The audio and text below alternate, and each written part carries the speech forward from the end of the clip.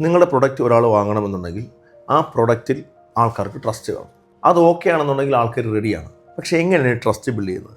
നിങ്ങൾ ഒരാളെ വിശ്വസിക്കുന്നതും ഒരാളെ വിശ്വസിക്കാതിരിക്കുന്നതും ആരെങ്കിലും പറഞ്ഞ ചില ഇൻസിഡൻസ് വെച്ചിട്ടായിരിക്കും, അല്ലെങ്കിൽ കഥകൾ വെച്ചിട്ടായിരിക്കും. നിങ്ങളുടെ ടാർഗറ്റ് ഓഡിയൻസ് അല്ലെങ്കിൽ പ്രോസ്പെക്റ്റിൽ വിശ്വസിക്കുന്ന ഈ കഥ അത് നിങ്ങൾ തയ്യാറാക്കിയതാണോ അതോ നിങ്ങളുടെ കോമ്പറ്റീറ്റേഴ്സ് തയ്യാറാക്കിയതെന്നുള്ളതാണ് ഇവിടുത്തെ പ്രധാനപ്പെട്ട കാര്യം.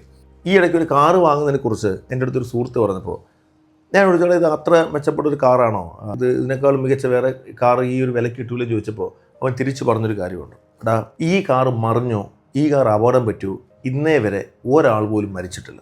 ഞാൻ ബ്രാൻഡിൻ്റെ പേരൊന്നും ഇപ്പോൾ പറയുന്നില്ല, നിങ്ങൾക്ക് വേണമെങ്കിൽ ആ ബ്രാൻഡ് ഗസ് ചെയ്യാം. പക്ഷേ ഈ ഒരു കഥ ആരുണ്ടാക്കിയതാണെന്നുണ്ടെങ്കിലും ഈ ഒരൊറ്റ കഥയാണ് അത്ര മെച്ചപ്പെട്ട മോഡൽ അല്ലാതിരുന്നിട്ടും അത്ര മെച്ചപ്പെട്ട പ്രൈസ് ടാഗ് അല്ലാതിരുന്നിട്ടും അത്ര മെച്ചപ്പെട്ട ഫീച്ചേഴ്സ് ഒന്നും അതിലില്ലാതിരുന്നിട്ടും ഈ കാർ വാങ്ങാൻ എൻ്റെ കൂട്ടുകാരനെ പ്രേരിപ്പിച്ചതും ആ ഡിസിഷൻ എടുത്തത്. നിങ്ങളുടെ ബിസിനസ്സിലുണ്ടാവും ഇതേപോലെ പല കഥകളും ചേർക്കാൻ. നിങ്ങൾ മിസ്സായതായിരിക്കും, നിങ്ങൾ അറിയാതെ പോയതായിരിക്കും, അല്ലെങ്കിൽ ഓൾറെഡി മറ്റുള്ളവർ പറയുന്നുണ്ടാവും, നിങ്ങൾക്കത് അറിയാത്തതായിരിക്കും. ഈ കഥകളൊന്ന് കണ്ടെത്താൻ ശ്രമിക്കുക.